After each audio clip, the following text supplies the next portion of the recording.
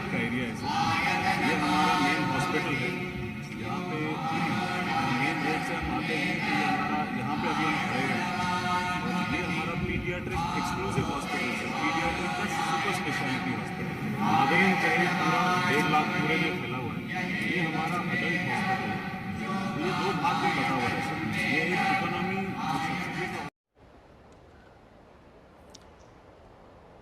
अमृता अस्पताल के रूप में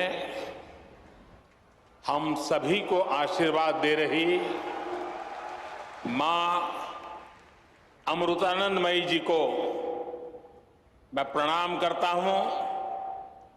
स्वामी आत्मा स्वरूपानंदपुरी जी, हरियाणा के राज्यपाल श्री बंडारू दत्तात्रेय जी, मुख्यमंत्री श्री मनोहर लाल जी, केंद्रीय मंत्रिमंडल में मेरे सहयोगी कृष्णपाल जी, हरियाणा के उप मुख्यमंत्री श्रीमान दुष्यंत चौटाला जी, अन्य महानुभाव, देवी और सज्जनों, अभी कुछ दिन पहले ही देश ने एक नई ऊर्जा के साथ आजादी के अमृत काल में प्रवेश किया है। हमारे इस अमृत काल में देश के सामूहिक प्रयास प्रतिष्ठित हो रहे हैं। देश के सामूहिक विचार जागृत हो रहे हैं। मुझे खुशी है कि अमृत काल की इस प्रथम बेला में मां अमृतानंदमयी के आशीर्वाद का अमृत भी देश को मिल रहा है। अमृता अस्पताल के रूप में फरीदाबाद में आरोग्य का इतना बड़ा संस्थान प्रतिष्ठित हो रहा है। ये अस्पताल बिल्डिंग के हिसाब से, टेक्नोलॉजी से जितना आधुनिक है, सेवा, संवेदना और आध्यात्मिक चेतना के हिसाब से भी उतना ही अलौकिक है।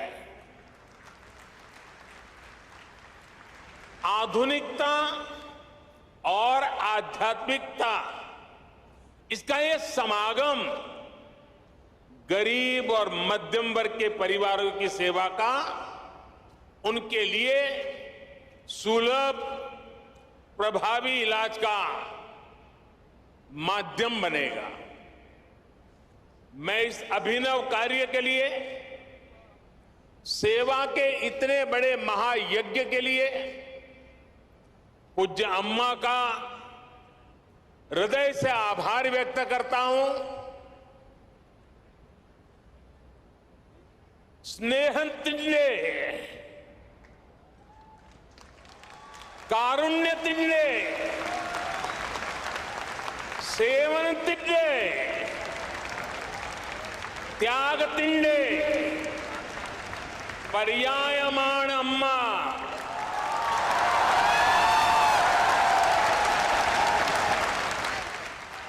माता अमृतानंदमयी देवी भारतंडे महत्ताय आध्यात्मिक परंपरा तिंडे नेरवकाशियाण।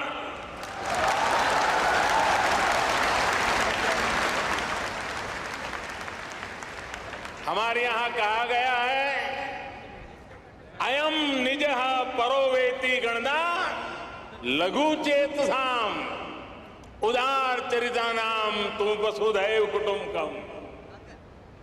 इन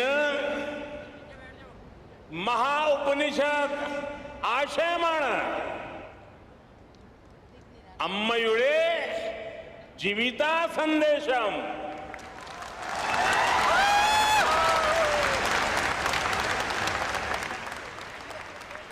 अर्थात अम्मा प्रेम, करुणा, सेवा और त्याग की प्रतिमूर्ति है। वो भारत की आध्यात्मिक परंपरा की वाहक है। अम्मा का जीवन संदेश हमें महाउपनिषदों में मिलता है। मैं मठ से जुड़े संत जनों को,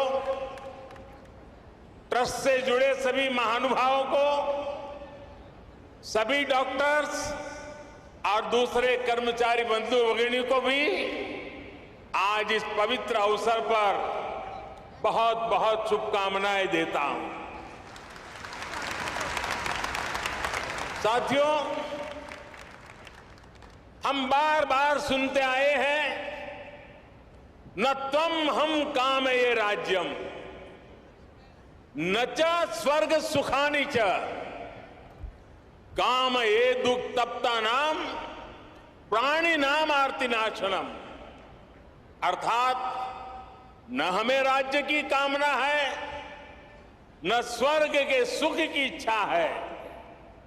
हमारी कामना है कि हमें बस दुखियों की, रोगियों की पीड़ा दूर करने का सौभाग्य मिलता रहे। जिस समाज का विचार ऐसा हो, जिसका संस्कार ऐसा हो, वहां सेवा और चिकित्सा समाज की चेतना ही बन जाती है। इसलिए भारत एक ऐसा राष्ट्र है जहां इलाज एक सेवा है, आरोग्य एक दान है। जहां आरोग्य, आध्यात्म दोनों एक दूसरे से जुड़े हुए हैं। हमारे यहां आयुर्विज्ञान एक वेद है। हमने हमारी मेडिकल साइंस को भी आयुर्वेद का नाम दिया है। हमने आयुर्वेद के सबसे महान विद्वानों को, सबसे महान वैज्ञानिकों को ऋषि और महर्षि का दर्जा दिया। उनमें अपनी पारमार्थिक आस्था व्यक्त की। महर्षि चरक, महर्षि सुश्रुत, महर्षि वाग्भट, ऐसे कितने ही उदाहरण हैं जिनका ज्ञान और स्थान आज भारतीय मानस में अमर हो चुका है। भाई और बहनों, भारत ने अपने इस संस्कार और सोच को सदियों की गुलामी और अंधकार में भी कहीं कभी लुप्त नहीं होने दिया, उसे सहज करके रखा। आज देश में हमारी वो आध्यात्मिक सामर्थ्य एक बार फिर सशक्त हो रहा। हमारे आदर्शों की ऊर्जा एक बार फिर बलवती हो रही है। पूज्य अम्मा भारत के इस पुनर्जागरण का एक महत्वपूर्ण वाहक के रूप में देश और दुनिया अनुभव कर रहा है। उनके संकल्प और प्रकल्प सेवा के इतने विशाल अधिष्ठानों के रूप में आज हमारे सामने। समाज जीवन से जुड़े ऐसे जितने भी क्षेत्र हैं, पूज्य अम्मा का वात्सल्य, उनकी करुणा हमें हर जगह दिखाई पड़ती है। उनका मठ आज हजारों बच्चों को स्कॉलरशिप दे रहा है, लाखों महिलाओं को स्वयं सहायता समूहों के जरिए सशक्त कर रहा है। आपने स्वच्छ भारत अभियान में भी देश के लिए अभूतपूर्व योगदान दिया है। स्वच्छ भारत कोष में आपके द्वारा दिए गए बहुमूल्य योगदान के कारण गंगा किनारे बसे उस इलाकों में काफी काम हुआ। इससे नमामि गंगे अभियान को भी काफी मदद मिली। पूज्य अम्मा, उनके प्रति पूरे विश्व का श्रद्धा भाव है। लेकिन मैं एक भाग्यवान व्यक्ति हूं, पिछले कितने ही दशकों से पूज्य अम्मा का स्नेह, पूज्य अम्मा का आशीर्वाद मुझे अविरत मिलता रहा है। मैंने उनके सरल मन और मातृभूमि के प्रति विशाल विजन को महसूस किया है। और इसलिए मैं कह सकता हूं कि जिस देश में ऐसी उदार और समर्पित आध्यात्मिक सत्ता हो, उसका उत्कर्ष और उत्थान सुनिश्चित है। साथियों, हमारे धार्मिक और सामाजिक संस्थानों द्वारा शिक्षा, चिकित्सा से जुड़ी जिम्मेदारियों के निर्वहन की यह व्यवस्था एक तरह से पुराने समय का पीपीपी मॉडल ही है। इसे पब्लिक प्राइवेट पार्टनरशिप तो कहते ही हैं, लेकिन मैं इसे परस्पर प्रयास के तौर पर भी देखता हूं। राज्य अपने स्तर से व्यवस्था खड़ी करते थे, बड़े बड़े विश्वविद्यालयों के निर्माण की में भूमिका निभाते थे, लेकिन साथ ही धार्मिक संस्थान भी इसका एक महत्वपूर्ण केंद्र होते थे। आज देश भी ये कोशिश कर रहा है कि सरकारें पूरी निष्ठा और ईमानदारी से मिशन मोड में देश के स्वास्थ्य और शिक्षा क्षेत्र का कायाकल्प करें। इसके लिए सामाजिक संस्थाओं को भी प्रोत्साहन दिया जा रहा है। प्राइवेट सेक्टर के साथ पार्टनरशिप करके प्रभावी पीपीपी मॉडल तैयार हो रहा है। मैं इस मंच से आह्वान करता हूं, अमृता हॉस्पिटल का यह प्रकल्प देश के दूसरे सभी संस्थाओं के लिए भी एक आदर्श बनेगा, आदर्श बन के उभरेगा। हमारे कई दूसरे धार्मिक संस्थान इस तरह के इंस्टीट्यूट चला भी रहे, कई संकल्पों पर काम कर रहे हैं।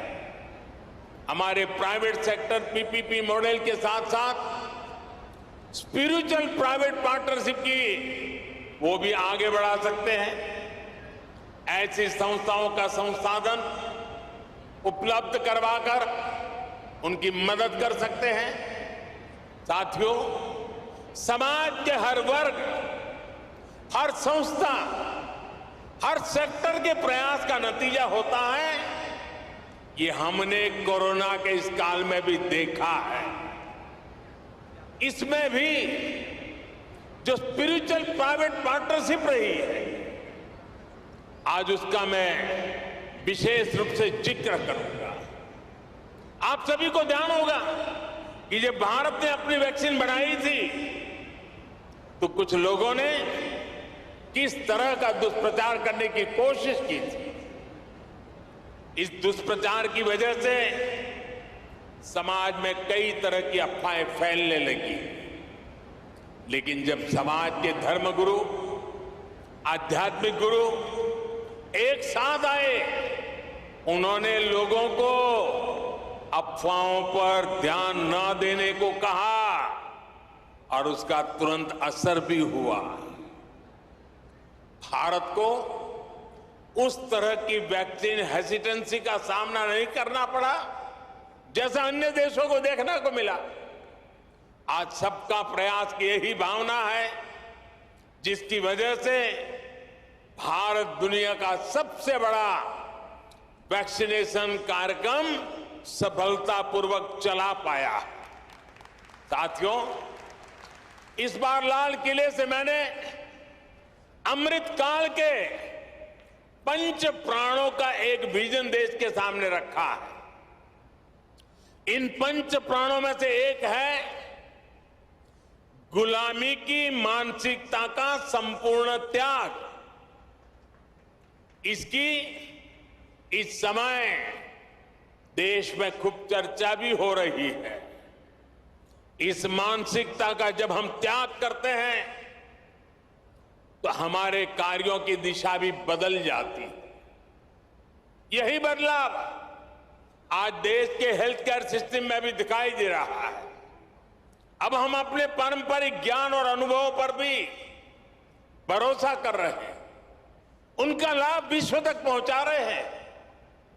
हमारा आयुर्वेद, हमारा योग आज एक विश्वसनीय चिकित्सा पद्धति बन चुका है।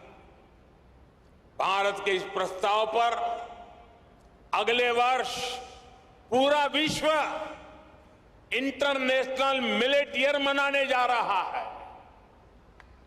मोटा धान, मेरी अपेक्षा रहेगी कि आप सभी इस अभियान को भी इसी तरह आगे बढ़ाते रहें, अपनी ऊर्जा देते रहें। साथियों, स्वास्थ्य से जुड़ी सेवाओं का दायरा केवल अस्पतालों, दवाओं और इलाज तक ही सीमित नहीं होता है। सेवा से जुड़े ऐसे कई कार्य होते हैं जो स्वस्थ समाज की आधारशिला रखते हैं। उदाहरण के लिए, स्वच्छ और शुद्ध पानी तक सामान्य से सामान्य नागरिक की पहुंच, ये भी ऐसा ही महत्वपूर्ण विषय है। हमारे देश में कितनी ही बीमारियां केवल प्रदूषित पानी से ही पैदा होती रही है। इसलिए देश ने 3 साल पहले जल जीवन मिशन जैसे देशव्यापी अभियान की शुरुआत की थी। इन 3 वर्षों में देश के 7 करोड़ नए ग्रामीण परिवारों को पाइप से पानी पहुंचाया जा चुका है। विशेष रूप से इस अभियान में हरियाणा सरकार ने भी प्रभावी कार्य किया है। मैं उसका भी विशेष रूप से जिक्र करना चाहता हूं। हरियाणा आज देश के उन अग्रणी राज्यों में है जहां घर घर पाइप से पानी की सुविधा से जुड़ चुका है। इसी तरह बेटी बचाओ बेटी पढ़ाओ में भी हरियाणा के लोगों ने बेहतरीन काम किया। फिटनेस और खेल, ये विषय तो हरियाणा की रगों में है, उसका हरियाणा की मिट्टी में है, यहां के संस्कारों में है। और तभी तो यहां के युवा खेल के मैदान में तिरंगे की शान बढ़ा रहे हैं। इसी गति से हमें देश के दूसरे राज्यों में भी कम समय में बड़े परिणाम हासिल कर रहे हैं। हमारे सामाजिक संगठन इसमें बहुत बड़ा योगदान दे सकते हैं। साथियों, सही विकास होता ही वो है जो सब तक पहुंचे, जिससे सबको लाभ हो। गंभीर बीमारी के इलाज को सबके लिए सुलभ कराने की ये भावना अमृता अस्पताल की भी है। मुझे विश्वास है कि सेवा भाव का आपका ये अमृत संकल्प हरियाणा के, दिल्ली एनसीआर के लाखों परिवारों को आयुष्मान बनाएगा। एक बार फिर पूज्य अम्मा के श्री चरणों में प्रणाम करते हुए, आप सबका हृदय से अभिनंदन करते हुए अनेक अनेक शुभकामनाएं। बहुत बहुत धन्यवाद।